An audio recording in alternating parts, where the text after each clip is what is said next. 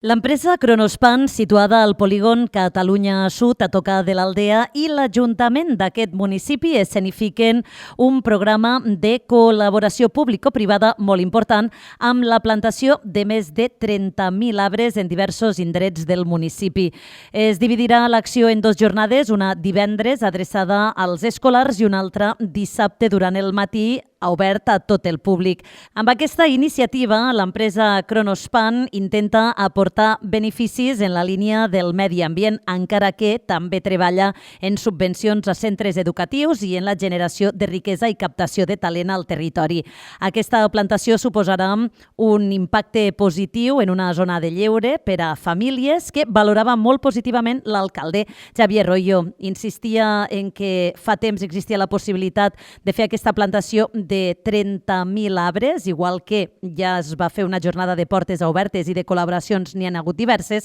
i estava molt content, a més, perquè és el primer municipi que l'empresa elegeix per a dur a terme una iniciativa d'aquest tipus. On, a part de fer l'acció de plantar els arbres, també el que es farà és invitats en tot això per Kronospan, un dinar per a tots els assistents, i també hi haurà una sèrie de tallers i inflables per a la mainada que vulguin vindre. Com he dit abans, és acte del dissabte, que està obert per a la ciutadania. No només és per a la gent de l'Aldea, sinó que és per a tota la ciutadania que ens vulgui acompanyar de les Terres de l'Ebre o de la resta de Catalunya o de l'estat espanyol que pugui estar a l'abast i que conegui aquesta notícia. Seran ben rebuts aquí a l'Aldea, en aquest cas al pavelló poliesportiu, i on els podrem acompanyar. 30.000 arbres compon una complexitat important, però tenen la jornada des de la Fundació Kronospan molt ben organitzada. De fet, el representant de la Fundació, Joan Gaya, explicava que, tot i que divendres té un tarannà més educatiu, dissabte es convida a tothom a plantar arbres a la zona de la Torre de la Candela. Per aquells que vulguin anar amb autobús llançadera, es posarà a disposició durant el matí des del poliesportiu, i aquells que vulguin anar en vehicle privat també hi podran anar. Una vegada feta la plantació dels arbres, que estaran dins d'una bossa amb un tiquet, també cabrà la possibilitat de participar d'un dinar de germanor al poliesportiu on hi haurà atraccions, tallers i inflables per als xiquets. Així que Joan Gaya donava tots els detalls al voltant d'aquesta iniciativa. Aquesta plantació d'aquests 30.000 arbres el que generaran serà la transformació d'uns espais que requerien d'aquesta aportació d'arbres per a tenir un impacte positiu en la biodiversitat i per a tenir un impacte positiu en la creació d'espais de lleure i espais per a que els veïns de l'Aldea i tots els ciutadans de Terres de l'Ebre ho puguin disfrutar. En aquest cas, aquesta plantació de 30.000 arbres l'hem dividit en tres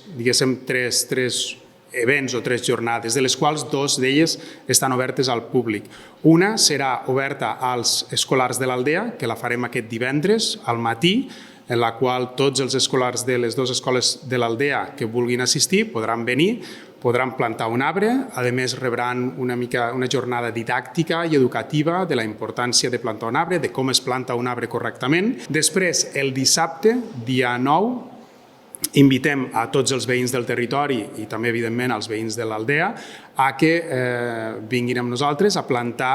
els arbres a la zona de l'àrea de descans de la Torre de la Candela. Aquesta zona ara mateix va ser completament transformada per l'Ajuntament de l'Aldea de manera molt positiva, i crec que aquí tots podem estar d'acord que l'impacte que té aquesta zona per a el cruce de carreteres que hi ha en aquella àrea pot ser un espai molt útil, i nosaltres el que farem serà sumar-nos en aquest esforç de l'Ajuntament i aportar els arbres que convertiran aquesta zona en una zona d'espai, diguéssim, de descans i de gaudir en família, arborada, amb ombra. Una jornada que s'ha preparat en molta il·lusió, en caire festiu i en un impacte positiu al territori, perquè al final, diuen des de la Fundació Kronospan, és un punt de trobada entre el dia a dia de la feina a l'empresa i dels veïns i veïnes de l'Aldea.